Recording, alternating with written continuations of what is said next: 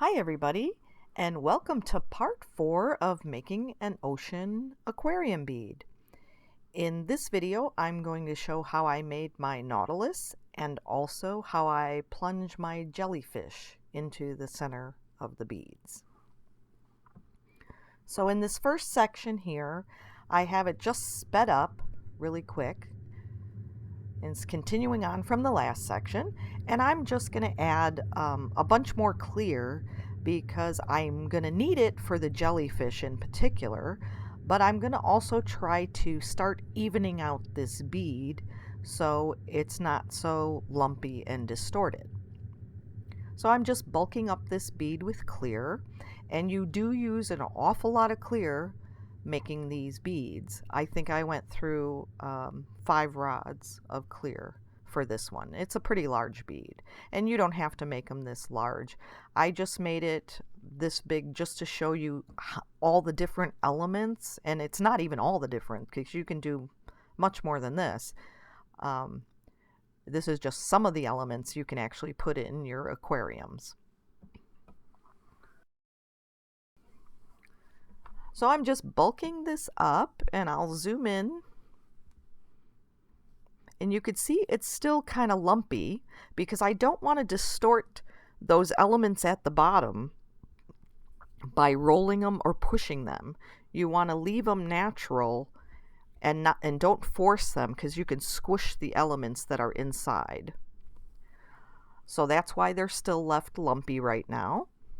I'm mostly worried about the top part being fairly even because I'm going to place my elements sort of in the middle towards the top section. And so I'm going to do the Nautilus now. And so I'm going to get my stringer, my Nautilus stringer, and I'm going to taper it down a little bit more so it goes to a nice point. And so I'm going to pull this out, and I'm going to twist while I'm pulling so I keep that really tight twist in there, and I pull it out to a pretty fine point. And then I'm going to zoom in here so you could see how I place this. So just pick where you want to place it and just touch your tip down, and you're going to roll your glass around, making sure that they're all touching until you get the size you want, and then you pull it out and just twist off at the end and leave a little bit extra at the end, and that's the part that's going to be sticking out the front with the tentacles. And that's basically it. It's almost like making those roses, the encased roses. You just swirl it around and make a little spiral out of glass. And so I'm going to finish shaping this a little more with my X-Acto blade because it's a little more accurate.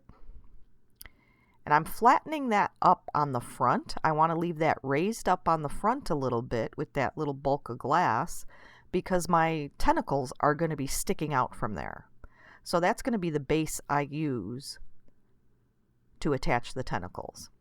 And that's what I'm going to do now.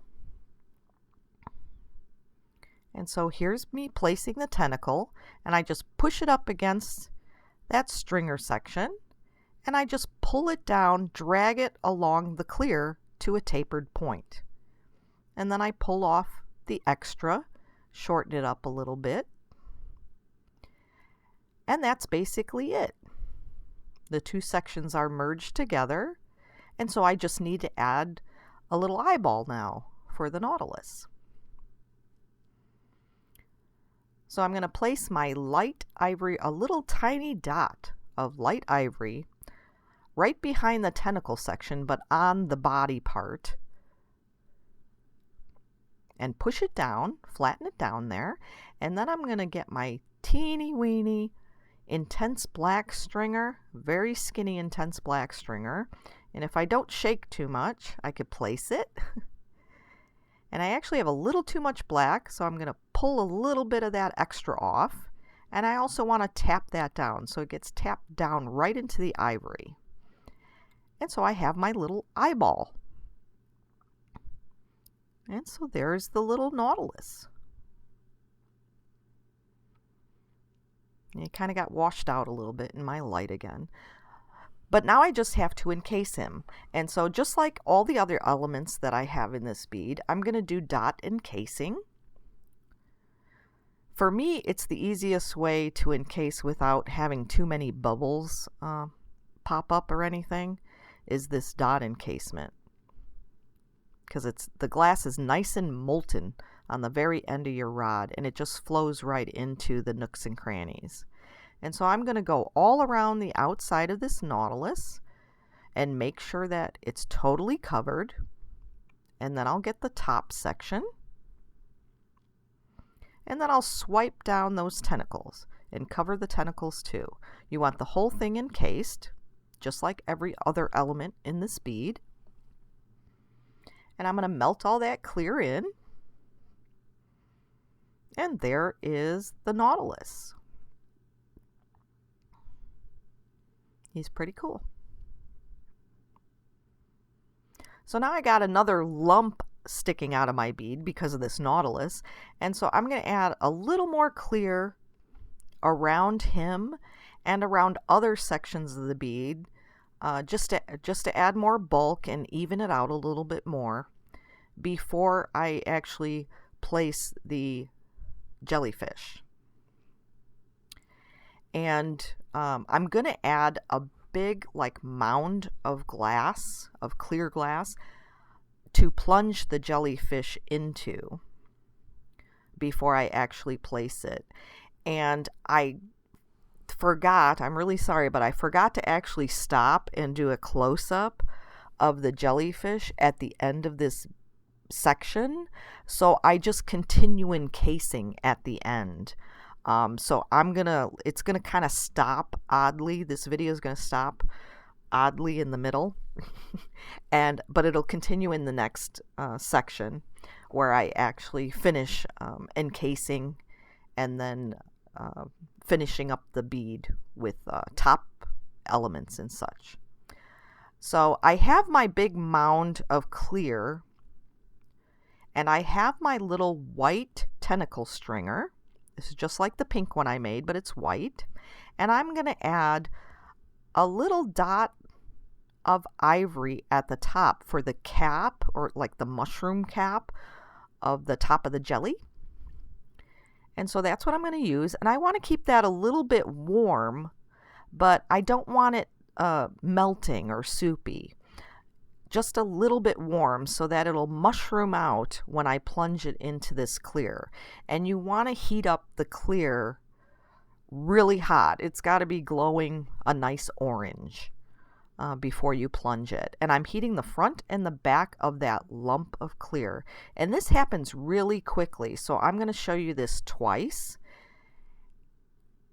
And so the first time is coming up. I'm heating that lump really well.